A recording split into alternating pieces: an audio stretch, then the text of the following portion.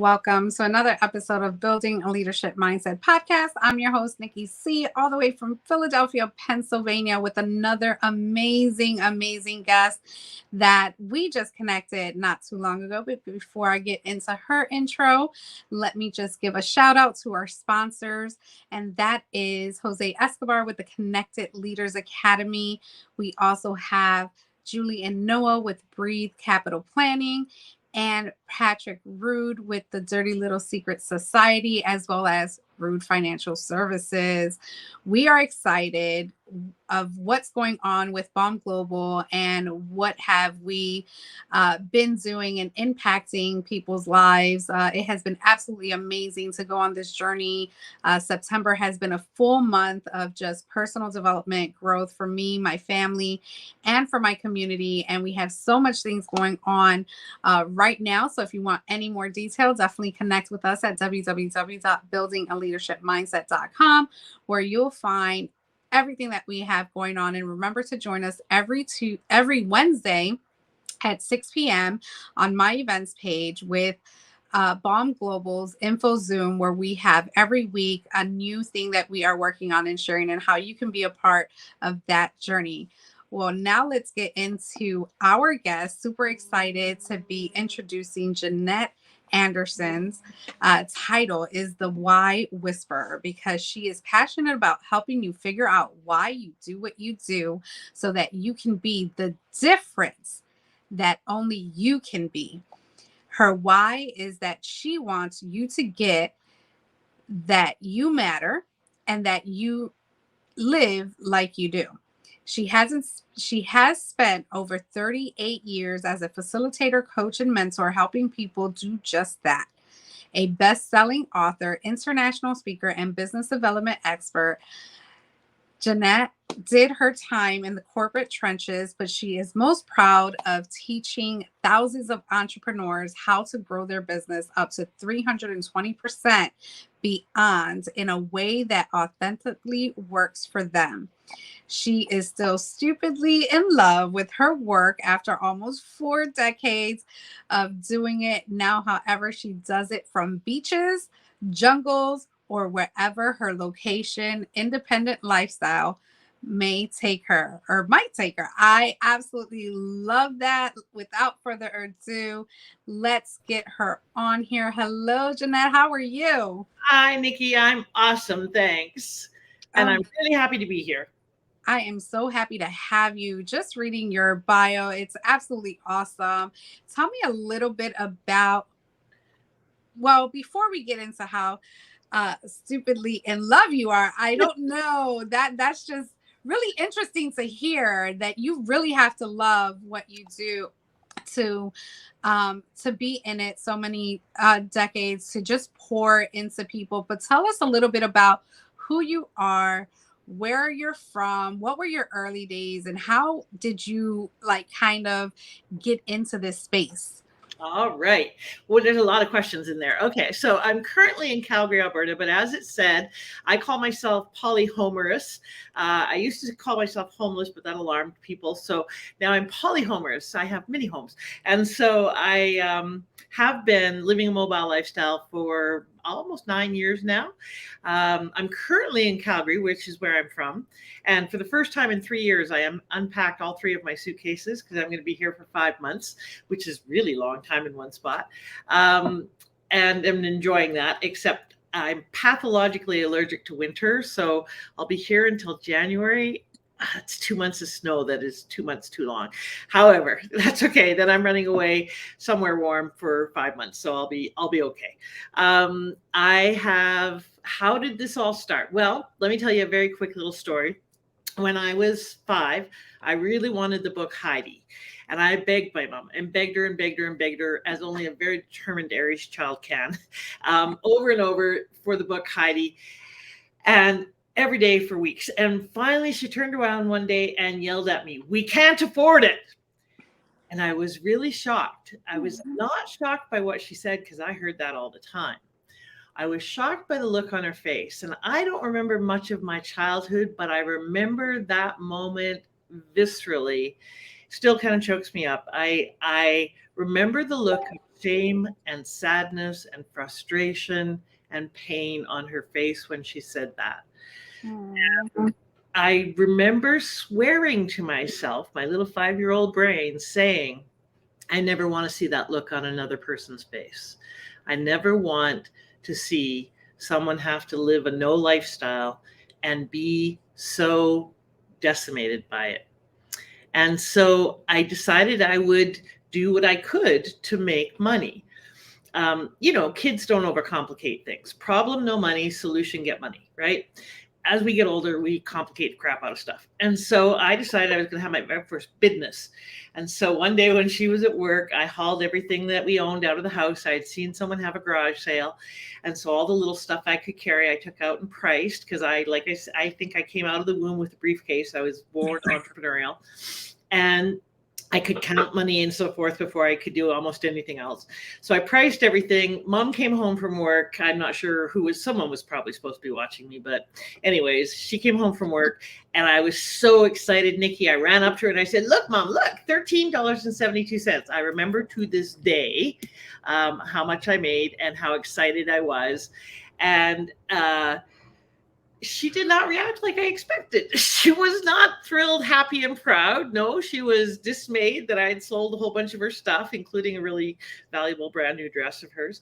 So the short version of the story is I got spanked. She took away my money.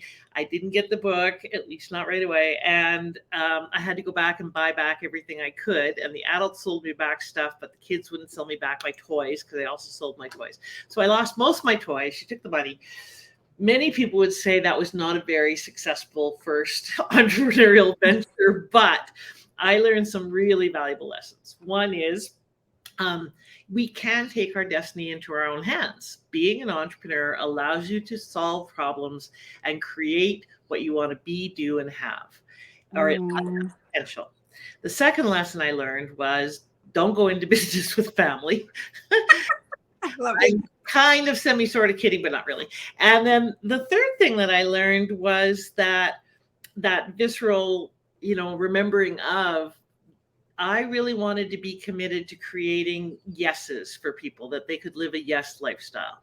And that business was a key to being able to do that, to be able to say yes to who you want to be in the world and what you want to do. And so ever since then, I've been entrepreneurial.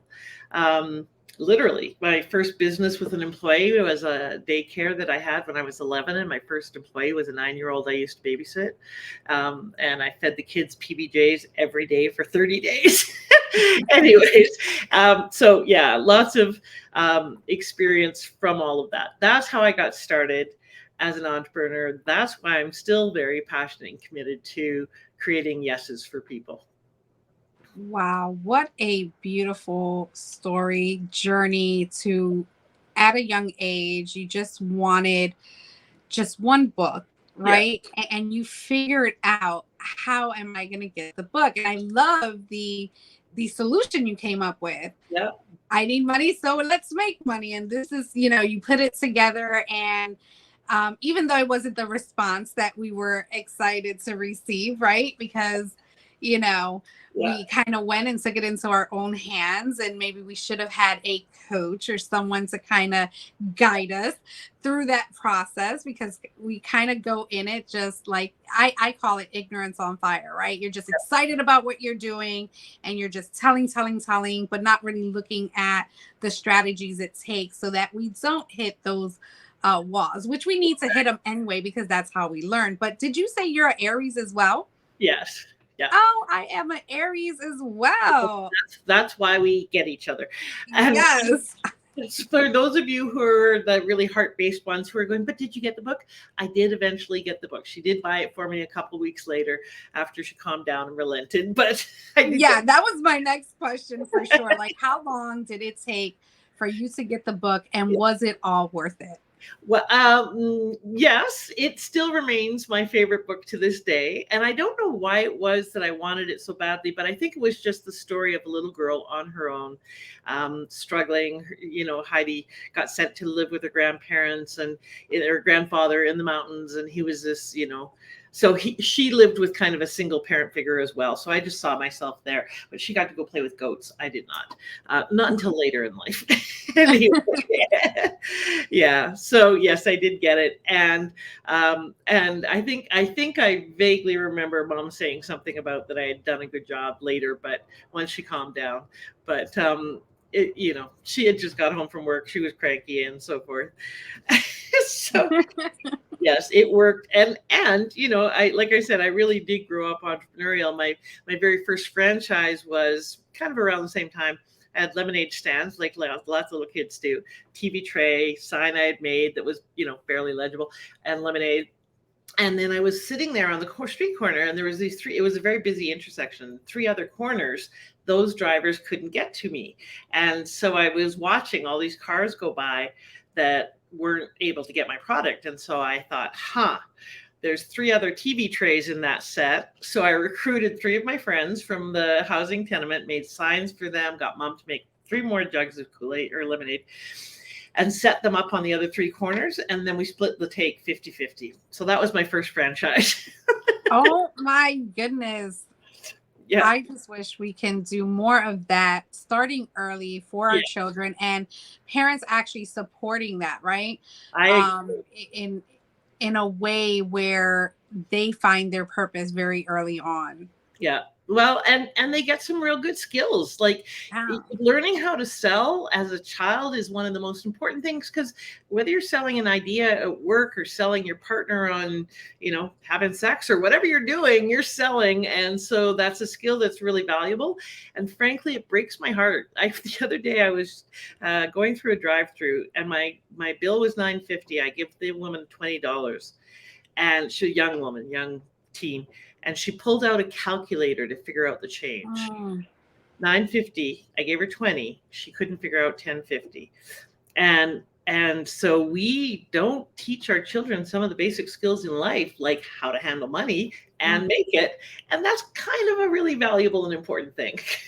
Yeah, absolutely. Truly valuable. I know that I had, when my son was young, he's 18 now, giving him fake change and dollar bills, and kind of doing that whole, okay, well, if you purchase this at this price, what's your total and stuff like that. And I know schools have it, but are we paying attention? Are we there's so many other factors as to why, as an individual or a student, why we don't capture onto that. But it all starts with the family being involved in that journey. Yes. So kudos to you. Great start to building that mindset very early on. Now, as you grow older, what does school look like for you? Well, I grew up with a mom with mental health issues and addictions and alcoholism and so forth. She was married 5 times before I was 8. So there was lots of turmoil in my youth. And so my friends kind of became my family, became very, very important to me, and especially in junior high and high school. I was a bit of the oddball outcast kind of thing. A born leader, because I grew up very fast. So I took charge naturally, as we Aries do. And so I loved school, loved school. And started working really young too, because we didn't have a lot of money.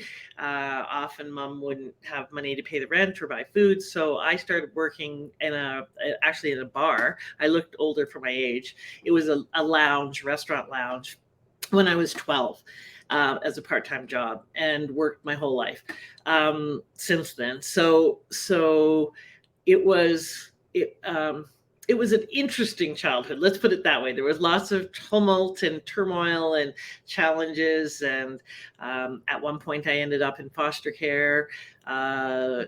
So there's not much in life that people have experienced. And this is part of why I make a good coach, is because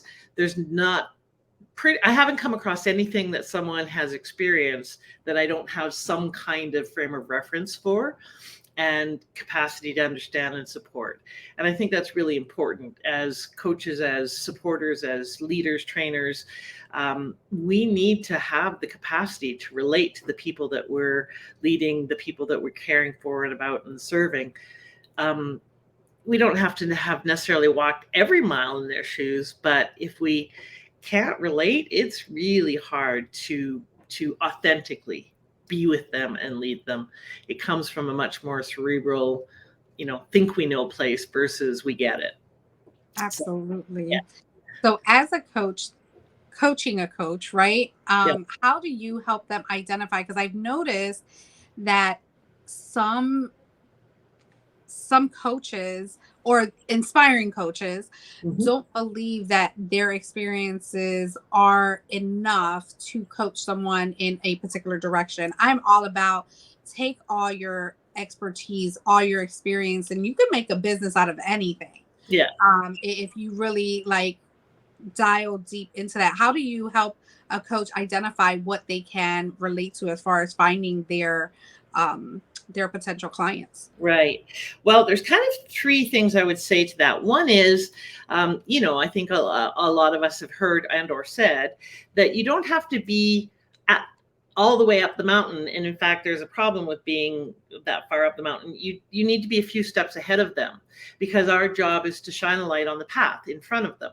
And so if we are too far removed from them, then it's hard for us to shine that light on their next step. So you don't have to be the best expert in the world. You need to be able to add value at the stage they're at.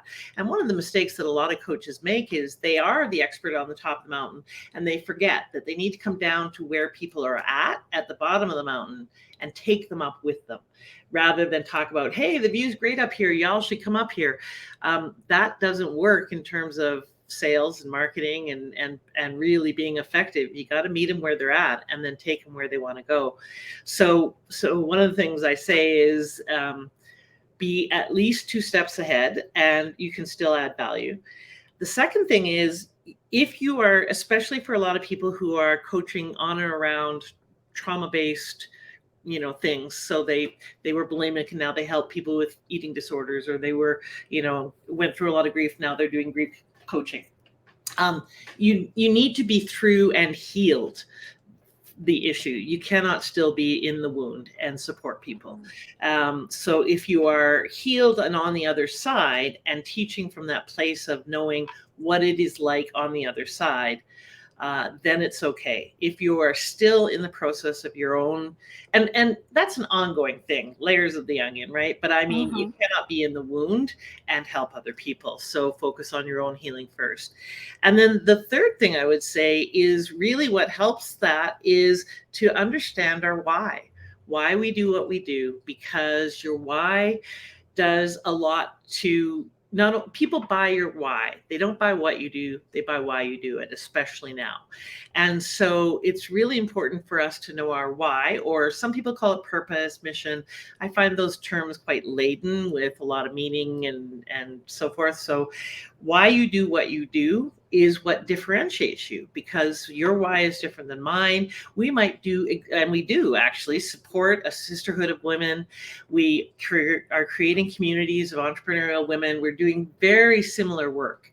But your why you're doing it, and my why are very different, even if we both want people to get that they matter, for example. But there's a different flavor to it. And why I call that the tapestry that or the thread that runs through the tapestry of our life. It doesn't change. It is consistent. How we express it changes. Our stand in the world at any given time may change. I've had 4 iterations of my company and worked in corporate and so forth. And my why stayed consistent. I wanted people to get that they mattered and live like they do. And why is that my why? Because I always wanted to get that I mattered and get on the list, right?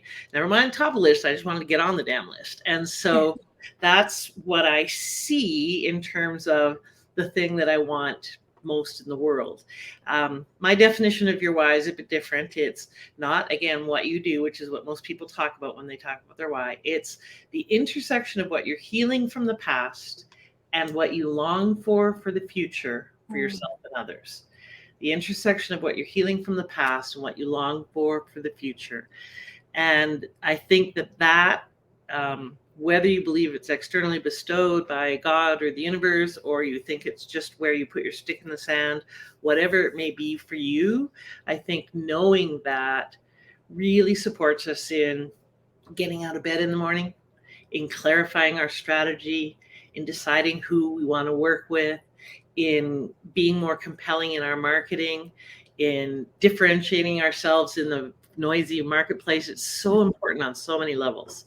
So I think knowing that really helps coaches get clear about who they are, why they're doing what they do, why people should work with them, and why they need what they have. The 3 whys and a what, I call it. So that's the other thing that I think coaches need to clarify, or anybody, any leader actually needs to clarify, so that they can enroll people in that vision. Yeah. Oh, I love that. Answer your question. Yes, no, it was perfect. And I love that you shared that intersection point on the why. And a big thing for me is that I wish that 20 years ago I had a community of women to start building out my purpose, and knowing that women today have a lack in a community or sisterhood. I mean, when you have friends and family and co-workers tell you, oh, well, I don't like to be in a space with women, it's too catty, it's too competition, and I just rather deal with the boys. That's sad to me. That was sad to me to hear that. So I was like, oh, wait, well, what can I do?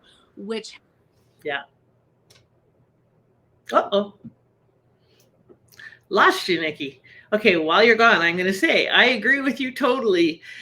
There's myths out there about how women can work together, because our society has pitted us against one another since time began. Okay, well, I'll just keep talking until she comes back. So it's one of the reasons why both Nikki and I are very passionate about creating communities of women. And so I have the Purpose and Profit Sisterhood. She has her BALM community. And I think that literally last night I was visiting with a group of women that I have been friends with for 20 years. And we have gone through ups and downs and struggles and some drama and so forth, but we have also had each other's back. I think that part of what's going on in the world and why women are being called to step up right now is that it's time to reinvent the patriarchy, frankly. It's a system that doesn't work for anyone, including old white men. And so one of the reasons why women are being called to step up is so that we can innovate how we're doing what we're doing, life and business and so on. There you are, you're back. Welcome back. hello. I am sorry. That's Obviously, okay. do I was just babbling away to your audience about reinventing the patriarchy and why women need each other. And I was just about to finish by saying, I think one of the reasons why there's so many women's group is we need to learn how to partner with each other more effectively so that we can partner better with men, because they've been carrying a lot of the lion's share of the burdens, and in their way, like we carry some of them for ours, but I think that we really need to learn how to partner with each other and co-create and collaborate and bring in that new way of doing business, so that we can then roll that out to men and benefit men, children, the planet, everyone, by doing things in a new way, a way that works better and is more sustainable. Absolutely. Well, thank you so much for keeping it going while, do not disturb actually did not work during that time. So I was getting flood of phone calls and I'm like, oh my God, what am I supposed to do? Which never usually happens. That's all good. I have a podcast, so I get it. I just rolled with it. And it's one of the beautiful things about women is we just tend to adapt and roll with things. So. Yes, absolutely. You just keep on going. Actually, I did have a podcast before where we recorded and my lights went out. So like everything was off, and my guest actually kept it rolling. And you know what? I kept it in just like that. No editing. I'm all about that hot, open, and honest call. Just that's awesome. Awesome, awesome. Well, and I think that we were talking about our why, and I think that being able to know our why, tap into it, and use it, especially in our market, is really important. Which is Yes. one of the reasons why I want to. Is it okay if I tell them about the gift? Yeah, Okay. absolutely. So one of the reasons that I want to give your listeners this gift, it's called Your Genesis Story, and it's a training with templates and so forth, so that you can craft a story like mine that I told you about the Heidi book. That's one of my Genesis stories. And I use that in my introductions when I'm networking, in my bios, in speeches, in webinars, etc., in my About Us page. It really is something that you can use to give people a sense of who you are, why you are, what you care about. And then they can see, do I resonate with them? Is she my person? And then that helps expedite the know, like, trust factor. So this training is free. It is about an hour training, I believe, with some templates and so forth, so that you can craft your Genesis story, so you can use it in your networking, etc., etc. So you can go to the link that's in there. It's bodacity.ca/genesis-story. I'm pretty sure that's the link. And click on it and go download it for free. Awesome. Thank you so much for that generous gift, because I believe it's definitely going to help our audience really kind of look at it at a different perspective and just kind of open their minds to different things available. So I absolutely appreciate it. We will have the link added to the show notes, so they'll definitely get connected with you. How can people get a hold of you outside of not just that, but anything else that you have going on? Awesome. Thank you so much, Nikki. Well, you can check out the Purpose and Profit Sisterhood podcast on Apple and Spotify and so forth. You can also go to my Facebook group, the Purpose and Profit Sisterhood Facebook group. And you can just reach out to me at bodacity.ca. Bodacity means bold and audacious. I didn't make it up. It's a real word. bodacity.ca for Canada. And connect with me there. Or email me, Jannette@bodacity.ca, but my name is spelled difficult because my mother wanted to be difficult, so spelled differently. Anyways, so just reach out, send smoke signals. I'm all over social. You can come find me, go to YouTube. I'm everywhere. That is awesome. Thank you. Thank you so, so much. It has been just an absolute pleasure to have you on here, to be able to share who you are and to be in community with you. And I can't wait to see how we can partner up and grow together as well. If you want, just leave a message to our audience right now. Anything you want to do to inspire them? Yeah, I think what I would say, my comment about be the difference that only you can be. There is only one you with your why. And the world needs that. There are people who need that from you. So if you are struggling to get out there, if you are hesitating, if you are telling yourself all sorts of stories about, I don't want to be pushy or whatever, get over it. The world needs you, your passion, your gifts, your way of seeing the world. So it's time for you to go be the difference that only you can be.